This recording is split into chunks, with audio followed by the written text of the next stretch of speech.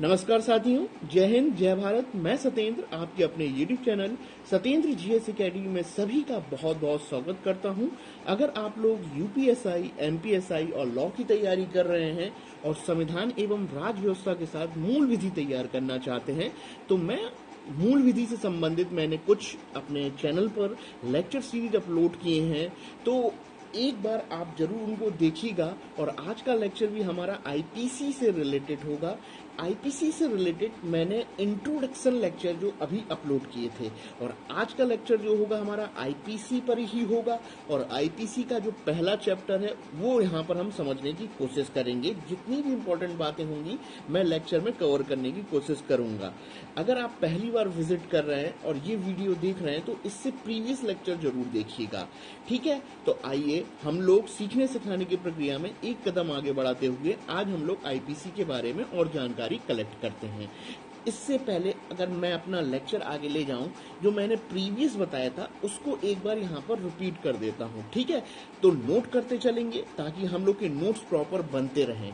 Notes इसलिए मैं बोलता हूँ, पेन और पेपर लेकर जरूर बैठिएगा ताकि हमारे माइंड से चीजें रिप्लेस ना हो, क्योंकि नई चीजें आएंगी, पुरानी चीजें डिलीट होती जाती हैं। तो पेन और पेपर लेकर तो जरूर बैठिए। तो आइए हम लोग एक बार आईपीसी के बारे में संक्षिप्त में जानते हैं, फिर उसके बाद हम लोग अपना जो भी चैप्टर पढ़ने आएंगे उसको कंटिन्यू करेंगे। तो आईपीसी यानी कि इंडियन पिनल कोड, हिंदी में भारतीय दंड संहिता, या उर्दू में हम बोले तो ताज इरादे हिंद की दफा, ठीक है। ताज इरादे हिंद जो बोलते हैं ना वो आईपीसी है, और जबकि जो दफा बोला जाता है ना उसको बोलते हैं धारा या सेक्शन, ठीक है। इतनी बात हो गई। अब बात आती है कि ये आईपीसी कानून है कब का, किस सन में आया। 1860 में आया था। 6 अक्टूबर को यह कानून बनकर तैयार हुआ था, मैंने प्रीवियस लेक्चर में बताया था। लेकिन इम्प्लीमेंट या लागू कब हुआ? 1862, 1 जनवरी, ठीक है। तो दो क्वेश्चन यहाँ पर बनते हैं कि यह कानून बनकर तैयार कब हुआ, या यह कानून अधिनियम कब बना, या संसद से पास होकर ये कानून तैयार हो गया, बन गया 1860 में 6 अक्टूबर में। और इस पर स्वीकृति दी थी उस समय के वायसराय लॉर्ड कैनिंग ने। लेकिन यह कानून बनने के बाद, इनेक्टमेंट होने के बाद, अधिनियमित होने के बाद लागू हुआ 1 जनवरी 1862 में। और ठीक है, इतनी बात हो गई। अगेन मैं अगला पॉइंट बोलूंगा। यह कानून जो जिसकी आईपीसी की बात कर रहे हैं, ये एक्ट नंबर 45 से 1860 में, ठीक है, ध्यान रखेंगे। ये बेसिक जानकारी बताई थी। मैंने बोला था 511 जो हैं और 23 आपके अध्याय। 511 जो हैं वो धाराएं हैं या दफा है या सेक्शन है, ठीक है। और 23 चैप्टर में ये समाहित है। और आईपीसी का जो फाउंडर जो माना जाता है वो किसको माना जाता है? Thomas Wellington Macaulay. ध्यान में रखिएगा, थॉमस वेलिंगटन मैकाले। कभी कभार पूरा नाम भी पूछा जा सकता है, ध्यान रखिएगा, जैसे आप लोग लॉर्ड मैकाले बोलते हैं। इतनी बात हो गई। एक बात और ध्यान रखिएगा, पाकिस्तान, बांग्लादेश, श्रीलंका, सिंगापुर और ब्रुनेई जो है, यहाँ पर अगर मैं बोलूं कि दंड विधान जो बनाया गया है वो आईपीसी को ही ध्यान में रख के बनाया गया है, ठीक है। इनका बेस आईपीसी ही है। जैसे कि पाकिस्तान की बात करें, वहां पर जो दंड संहिता बनाई गई है, जैसे इंडिया में इंडियन पिनल कोड बोलते हैं तो वहां पे पाकिस्तान पिनल कोड बोल देंगे, और बांग्लादेश पिनल कोड बोल देंगे, श्रीलंका में श्रीलंका पिनल कोड बोल देंगे। ऐसे सिंगापुर और ब्रुनेई में है। यानी कि आईपीसी जो तैयार किया मैकॉले ने, वो उसी तरीके का कानून आपका इन देशों में है, या इन देशों ने इसी कानून को इम्प्लीमेंट किया, ठीक है। ये एक बेसिक सी बात रही है। और प्रीवियस जो पॉइंट है एक बार जरूर देख लीजिएगा। तो आइए हम लोग आज का नया लेक्चर हम लोग स्टार्ट करते हैं। टाइटल लिखिएगा पेन से, आईपीसी का चैप्टर नंबर 1, ठीक है। आईपीसी का चैप्टर या आईपीसी का अध्याय नंबर 1 पढ़ेंगे हम लोग, जिसमें कितने अनुच्छेद हैं? 1 से 5, या कितनी धाराएं हैं? 1 से 5। बहुत इंपॉर्टेंट है, ध्यान रखिएगा, ठीक है। आईपीसी का चैप्टर नंबर 1, जिसमें सेक्शन 125 या दफा 125 को हम लोग यहाँ पर नोट करते चलेंगे, ठीक है। अब ध्यान से सुनिएगा लेक्चर को।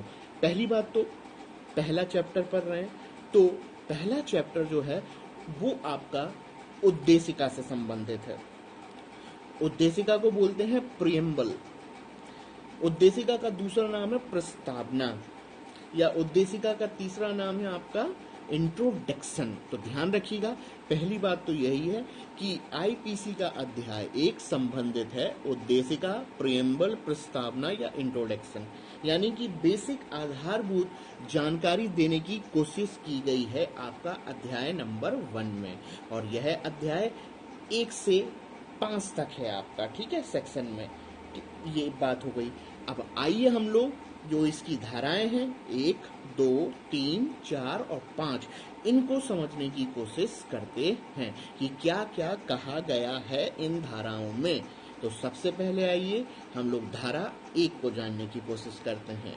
तो बच्चों ध्यान से समझिएगा, जो धारा नंबर 1 है, ये बताया गया है कि धारा नंबर 1 ये कहती है कि जो भारत में जो दंड विधान संहिता जो हम इस्तेमाल करेंगे, उस धारा का नाम क्या है, ध्यान रखिएगा, ठीक है, उस धारा का नाम क्या है या उस कानून का नाम क्या है जो भारत में दंड विधान का रूप लेगा, ठीक है।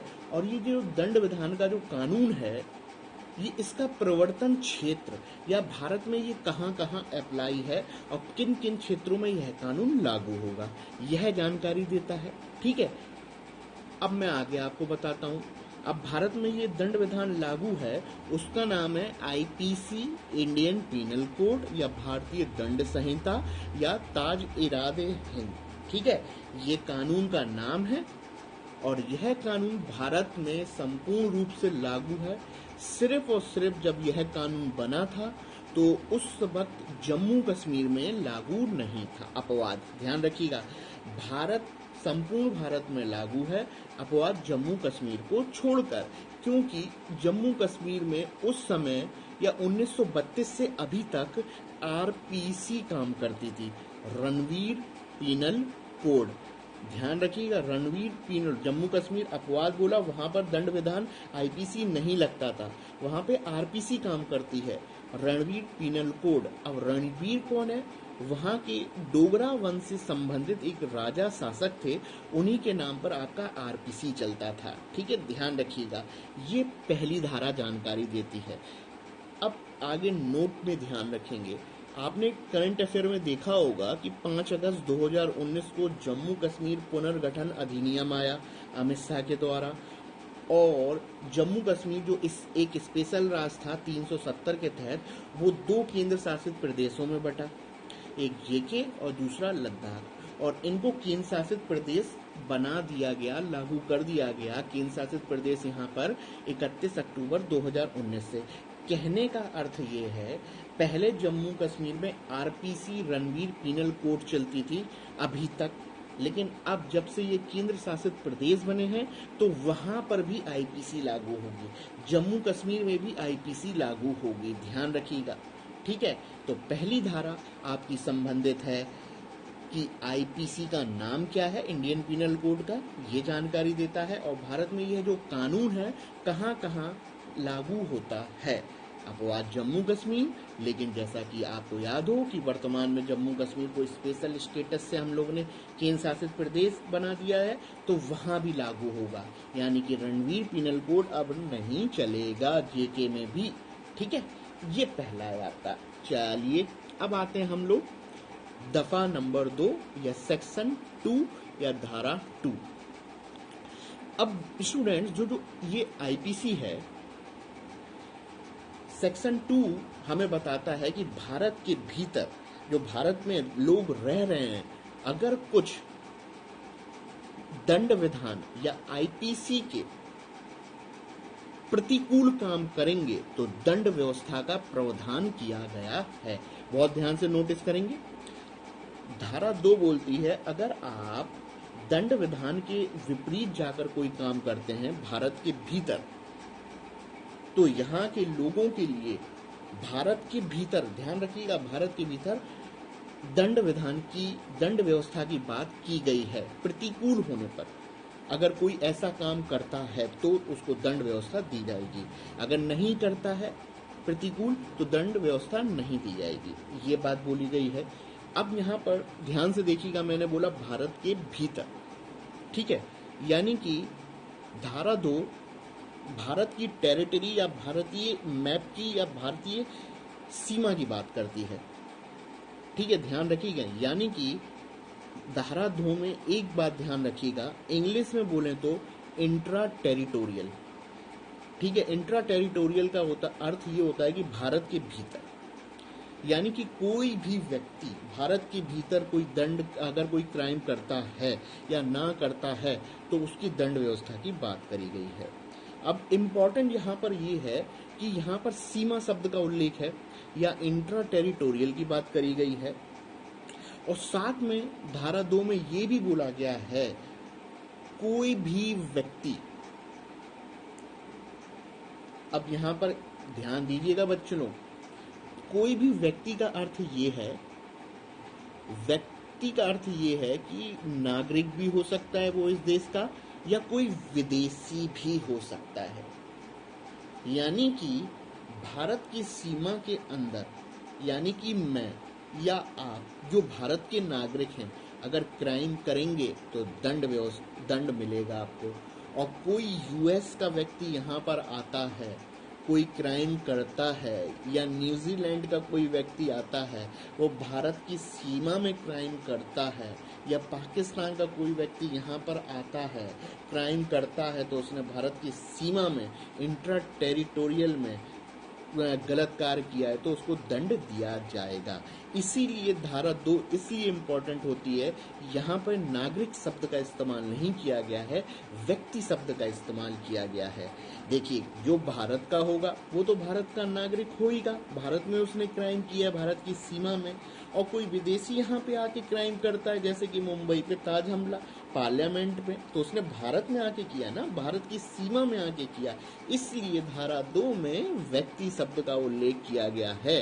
ठीक है, यानी कि भारत के लोग भी और विदेशी भी भारत की सीमा में आके क्राइम कर रहे हैं तो वो सेकंड में आएगा, आपकी धारा नंबर 2 में उनको दंड विधान की व्यवस्था की जाएगी।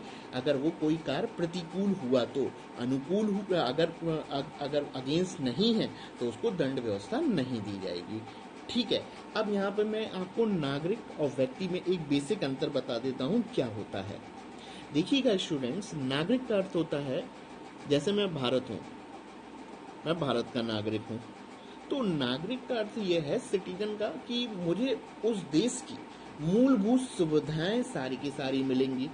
ठीक है, लेकिन बांग्लादेश से अगर कोई घुसपैठिया आ जाता है तो वो तो बांग्लादेश का नागरिक है, वो सीमा पार करके आसाम में आ गया है, यानी कि वो सीमा पार करके भारत में आ गया है, वो भारत का नागरिक नहीं है, वो व्यक्ति है और यहाँ पर आके क्राइम कर देता है तो वो भारत की सीमा में क्राइम करता है।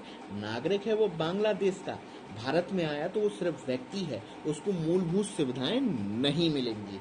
इसीलिए धारा 2 में स्पष्ट बोला गया है कि भारत की सीमा में कोई भी व्यक्ति क्राइम करेगा तो उसको दंड व्यवस्था की प्रावधान किया गया है, और नहीं करेगा तो उसको दंड नहीं मिलेगा। ठीक है, तो ध्यान रखिएगा मूलभूत अंतरों को। तो ये थी आपकी धारा नंबर 2। चलिए अब हम लोग थोड़ा सा आगे बढ़ते हैं। अब धारा नंबर 3 बहुत इंपॉर्टेंट है।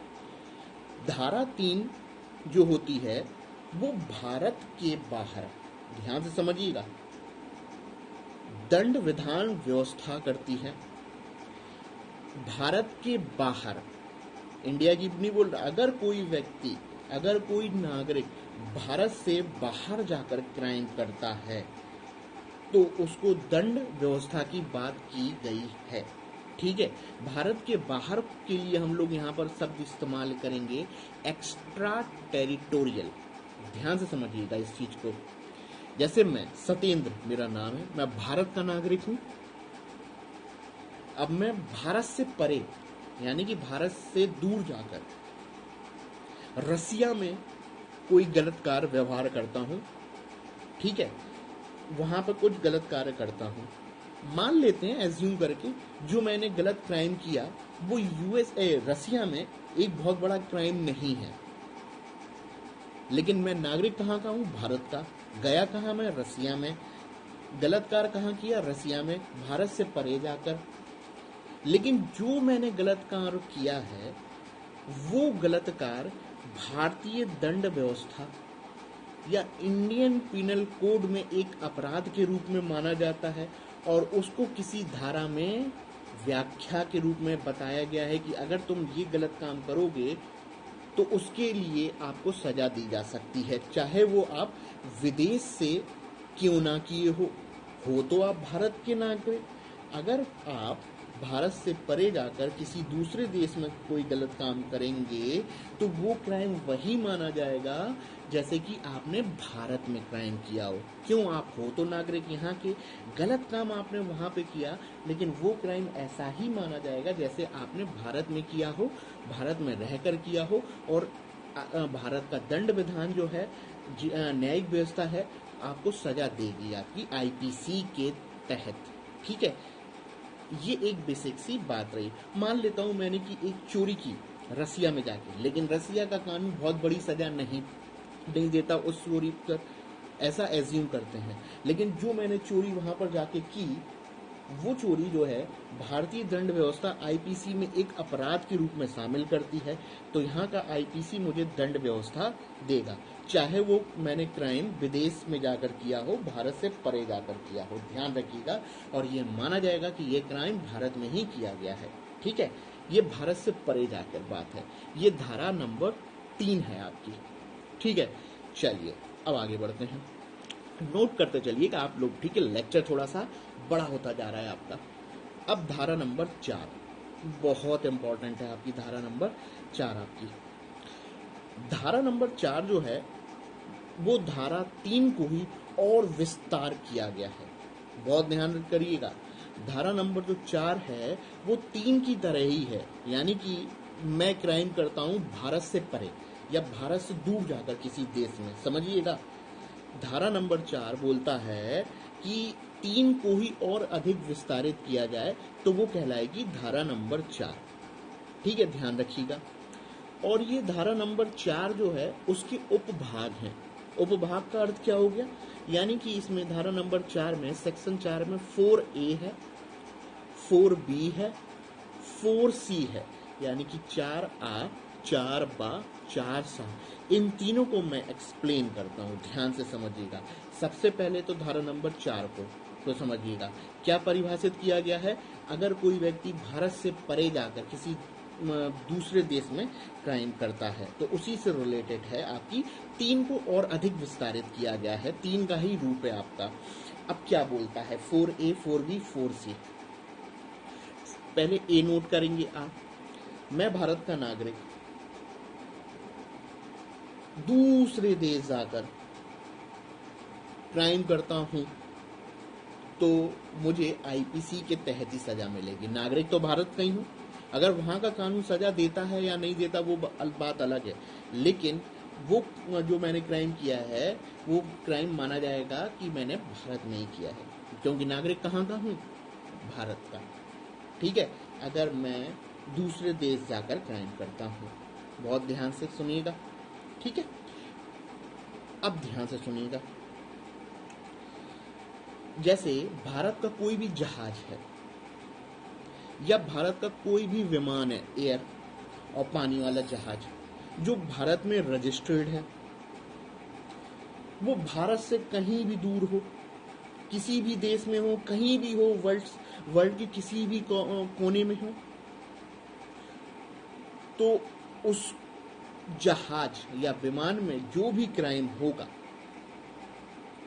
भारत में नहीं है, वो दूसरे देश में है, लेकिन उस जहाज में जो भी क्राइम होगा उसको आईपीसी, भारतीय दंड संहिता के तहत ही सजा मिलेगी। ध्यान रखिएगा। ऐसा क्यों? क्योंकि वो जहाज जो है वो भारत का जहाज है। ध्यान रखेंगे, बहुत इंपॉर्टेंट है। इसलिए अब जो मैंने 2 समझाया उसको ध्यान से समझिएगा। मान लेते हैं यूरोप से एक व्यक्ति भारत आता है और वो जहाज के माध्यम से या वायु सीमा के माध्यम से, पहले वो यूरोप से इंडिया आया, अब वो जाना चाहता है रूस, मॉस्को। और रूस जाने के लिए जब वो रूस जाएगा भारत से, तो वो एयर इंडिया का विमान इस्तेमाल कर रहा है। और एयर इंडिया का विमान जो है वो कहाँ से जाता है, पाकिस्तान से होके जाएगा आपका रूस।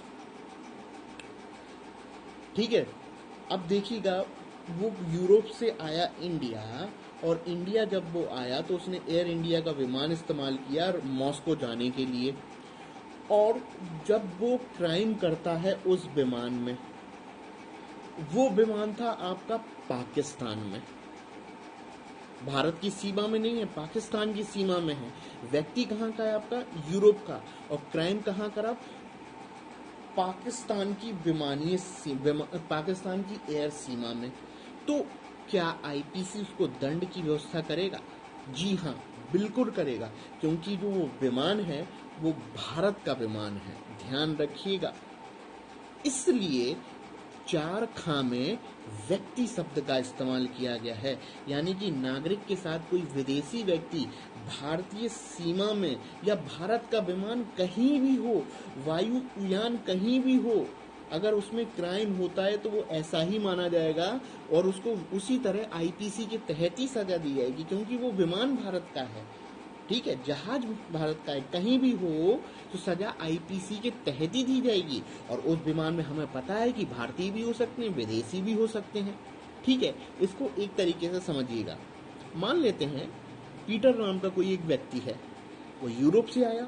ठीक है, यूरोप से आया आपका। अब वो जब यूरोप से आता है तो 1 किलो 1 केजी सोना लेकर आता है, और विमान में जब वो सफर कर रहा था तो भारत का कानून 1 किलो से 1 किलो रखा था। अगर भारत का कानून ये कहता है कि अगर आप 500 ग्राम से ज्यादा सोना रखते हो तो वो भारतीय, उसमें एक क्राइम माना जाएगा। उसको नहीं पता था, वो लेके आया। इंस्पेक्शन जब पता चला, वो जब आया तो वो जहाज में था, वो जहाज भारत की सीमा में था, वो नागरिक नहीं है तो क्या हुआ, लेकिन जब उसका चोरी का बारे में पता चलता है तो वो विमान जो था भारत की सीमा में था, तो उसको जो क्राइम मिलेगा ना, सजा मिलेगी, वो भारतीय कानून के तहत ही मिलेगी। और ये भी बोल सकते हैं कि जब वो क्राइम करता है किसी दूसरी सीमा में हो, मान लेते हैं कि वो चाइना में हो विमान, लेकिन विमान कहाँ का है, भारत का है। और ये भी मान लो कि विमान में या जहाज में जो क्राइम हुआ भारतीय द्वारा भी हो सकता है और विदेशियों द्वारा भी हो सकता है, तो वो माना जाएगा कि वो क्राइम जो है वो भारतीय में हुआ है दूसरी सीमा में, लेकिन वो जहाज जो है ना, वो जो है उसके अंदर की सीमा जो है वो अपनी है। ठीक है, ध्यान रखिएगा, ये इंपॉर्टेंट बात बहुत है। इसलिए खा में व्यक्ति शब्द का उपयोग किया गया है, यानी कि नागरिक के साथ साथ, भारतीय होने के साथ साथ विदेशी व्यक्ति को भी वही सजा मिलेगी। वो इसलिए क्योंकि जहाज अपना है। बहुत ध्यान से नोट करेगा जो मैंने एग्जाम्पल आपको देने की कोशिश करी। ठीक है, तो ये था आपका 4 खा। क्या बोला, कोई जहाज या वायुयान जो भारतीय कानून के तहत रजिस्टर्ड है, और वो जहाज कहीं भी हो, भारत के किसी भी कोने में अगर क्राइम होता है तो वो भारत से परे जाकर हो रहा है, लेकिन दंड विधान आईपीसी के तहत ही दिया जाएगा। वो 4 खा है आपका। ठीक है, ये आपकी जानकारी मैंने आपको देने की कोशिश करी। एक बात समझिएगा, नोट करके चलिएगा साइड में। सी अभी बताता हूँ। मान लेते हैं मुंबई में ताज होटल पे हमला जो हुआ था। अब वो ताज होटल पे हमला जो हुआ वो तो भारत के अंदर ही हुआ। किया किसने, किसी दूसरे देश के नागरिक ने, यानी कि भारत की सीमा में हुआ। तो ये भारत के भीतर है, और भारत के भीतर किसके द्वारा है, विदेशियों के द्वारा है। ठीक है, इसीलिए मैंने धारा 2 में क्या बोला था, भारतीय प्लस व्यक्ति। इसलिए वहां पर मैंने भारतीयों प्लस व्यक्ति के लिए सिर्फ व्यक्ति शब्द का इस्तेमाल किया था, यानी कि जो भारत की सीमा में ताज होटल पे हमला हुआ था वो पाकिस्तान के माध्यम से हुआ था, लेकिन भारत की सीमा में हुआ था। ठीक है, यानी कि जिन्होंने भी हमला किया उनको हम सजा देंगे आईपीसी के तहत, और वो भारत के भीतर किया गया था। ठीक है, ये जानकारी दी मैंने आपको। ठीक है, अब चलते हैं हम लोग 4C क्या कहता है, ध्यान से नोट करेंगे। मान लेते हैं कंप्यूटर, जानते ही आप लोग, है ना, भारत का या गवर्नमेंट का, मैंने एग्जाम्पल के माध्यम से समझाने की कोशिश कर रहा हूँ। एक कंप्यूटर है, जिसे हम लोगों ने नाम दे दिया कंप्यूटर रिसोर्स। यानी कि कंप्यूटर रिसोर्स का अर्थ ये हो गया कि भारत का एक सरकारी कंप्यूटर है, उसमें रिसोर्स बहुत सारी इंफॉर्मेशन है गवर्नमेंट की, जो सिर्फ हमारे आईबी को पता है, रॉ को पता है उस कंप्यूटर में क्या है। अब क्या होता है कि जो भारत के भीतर जो कंप्यूटर रखा हुआ है, कोई विदेशी व्यक्ति भारत से परे, ठीक है ध्यान रखिएगा, लंदन में बैठा है, और वो जो लंदन में बैठा हुआ जो भी बॉय गर्ल्स जो भी हो, मेल फीमेल, वो भारत का भी हो सकता है और विदेशी भी हो सकता है, यानी नागरिक और उस देश का लंदन का व्यक्ति कुछ भी हो सकता है। वो लंदन में बैठा हुआ इंसान भारत में रखे एक कंप्यूटर को टारगेट करके, हिट करके, साइबर क्राइम के तहत उस कंप्यूटर की इंफॉर्मेशन चोरी कर लेता है। तो भारत से परे जो व्यक्ति विदेश में बैठा हुआ है, उसने क्राइम किया है, तो उसको आईपीसी के तहत सजा दी जाएगी। वो भारत से परे जरूर है, और वो व्यक्ति भी हो सकता है, नागरिक भी हो सकता है, यानी कि हम लोग भी हो सकते हैं। और उस लंदन का भी वासी क्यों, लंदन का नागरिक क्यों ना हो, वो लंदन का इंग्लिशमैन क्यों ना हो, विदेश में बैठकर उसने क्राइम किया, भारत से दूर जाकर किया है, तो उसको सजा आईपीसी के तहत दी जाएगी। उसने भारतीय कंप्यूटर रिसोर्स को टारगेट किया, हैक करने की कोशिश करी है, तो उसको आईपीसी के तहत सजा दी जाएगी। इसलिए 3 में भी व्यक्ति शब्द का उल्लेख किया है। उसने दूसरे देश से, लंदन से, यूरोप से में बैठकर भारतीय कंप्यूटर को टारगेट किया है, और जो उसने हिट किया है, कंप्यूटर को टारगेट किया है, वो जो मेल है या फीमेल है, वो वहाँ का भी हो सकता है, लंदन यूरोप का भी हो सकता है, और भारत का भी हो सकता है। इसलिए व्यक्ति शब्द का उल्लेख किया यहाँ पर, ठीक है। तो ये है आपकी सी उपधारा। तो मैंने आपको समझाने की कोशिश करी कि 4 जो है वो ABC में कैसे बटा हुआ है और कैसे हम लोग इसको समझ सकते हैं, ठीक है, ये बात बताई गई। चलिए, अब जो उसने क्राइम किया साइबर, उसको सजा किस एक्ट के तहत दी जाएगी? IT act, information technology act. जो मैंने बोला अभी साइबर क्राइम का, जो उसने भारत के कंप्यूटर को हिट करके टारगेट किया, आईटी एक्ट के तहत सजा दी जाएगी। और 2000 एक्ट में, आईटी एक्ट में संशोधन किया गया, ठीक है, 2008 में, और 2009 में ये प्रभावी हुआ। यानी कि जो सी में सजा का प्रावधान है वो आईटी एक्ट 2008 संशोधन के तहत किया गया है, और आईटी एक्ट 2008 में जो संशोधन करके 2009 से प्रभावी बनाया गया, उसके तहत सजा का पात्र होगा व्यक्ति, चाहे वो भारत का हो चाहे विदेशी हो, ठीक है, ध्यान रखिएगा। तो कुछ मूलभूत मैंने आपको बातें बताने की कोशिश करी। तो 4 धारा आपको बता दी। सेक्शन 1 दफा 1 बताया, दफा 2 बताया, दफा 3 बताया, दफा 4 बताया, और दफा 4 सेक्शन 4 या धारा 4 भी बताई, जिसके 4 में मैंने ABC बताया, और मैंने ये भी बोला 4 जो है 3 को ही और अधिक विस्तारित करके बताता है जब कोई भारत से परे जाकर क्राइम करता है, ठीक है। एक बार और ध्यान रख लीजिए, भारत का कोई भी जहाज, कोई भी विमान भारत से दूर जाके क्राइम करेगा, वो जहाज अपना है, जहाज में जो क्राइम हुआ है वो व्यक्ति, नागरिक कोई भी करे तो उसको सजा का पात्र होगा आईपीसी के तहत। तो ये धाराएं थी आपकी 4। 5वीं और देख लेते हैं हम लोग। 5वीं क्या कहती है? 5वीं ये बताती है, मान लेते हैं कोई विशिष्ट कानून बना है, ठीक है, कोई विशिष्ट कानून बना है, तो वो विशिष्ट कानून कुछ विशिष्ट सर्विसेज के लिए होगा, ऐसा मान के चलते हैं हम लोग। तो उनको सजा उन विशिष्ट कानून के तहत दी जाएगी, ना कि आईपीसी इंडियन पिनल कोड के तहत। उन पर आईपीसी लागू नहीं होगी, ठीक है। एग्जाम्पल से समझते हैं। आप सेना जानते हो, इंडियन नेवी, एयरफोर्स, जितनी भी सेनाएं हैं, सेना जो है, इनका अपना अलग कानून होता है जिसे मार्शल लॉ बोलते हैं। यानी कि सेना के मार्शल लॉ पर आईपीसी प्रवर्तन नहीं होता, उनका अपना विशिष्ट कानून है, उन पर आईपीसी लागू नहीं होगी। मान लेते हैं भारतीय सेना के कुछ ऑफिसर्स हैं, उनके लिए कोई विशिष्ट कानून बनाया गया है, तो उनके ऊपर आईपीसी लागू नहीं होगी। सेना का तो मान के चलिएगा ही चलिएगा, आपका मार्शल लॉ आपने सुना होगा, कोर्ट मार्शल करा, उन पर आईपीसी लागू नहीं होगी। यहाँ तक कि भारत का राज्यपाल, जिसे गवर्नर बोलते हैं, और भारत का राष्ट्रपति, उन पर पद पर रहते हुए कानून हम लोग केस नहीं चला सकते, वो दंड के पात्र नहीं होते। तो राज्यपाल, राष्ट्रपति पर आईपीसी नहीं लगती, उनके विशिष्ट कानून हैं, ध्यान रखिएगा। तो कुछ अपवाद हैं, उन पर आईपीसी नहीं होगी, जैसे सेना, राज्यपाल, राष्ट्रपति। पीएम के ऊपर एप्लीकेबल होगा, ठीक है, ध्यान रखेंगे।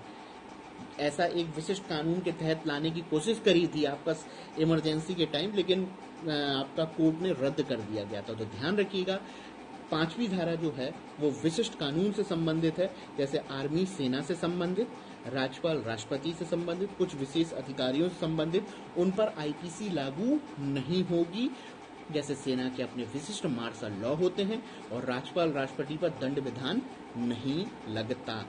एक और बता देता हूँ, जैसे कि आपने सुना होगा, जैसे विजय माल्या चले गए, वो तो 7.5 जितना भी 1000 करोड़ का था, तो आर्थिक भगोड़ा अधिनियम, वो बाहर चले गए, तो उनकी जो FEMA foreign exchange management act के तहत उनको सजा दी जाएगी। फॉरेन एक्सचेंज मैनेजमेंट एक्ट के तहत सजा, जो वो भारत से चले गए विदेश, लंदन, ब्रिटेन, तो उनको फेरा के तहत सजा दी जाएगी, ना कि आपका आईपीसी के तहत। तो ध्यान रखिएगा, कुछ विशिष्ट कानून बनाए भी जाते हैं जिन पर आईपीसी लागू नहीं होगी।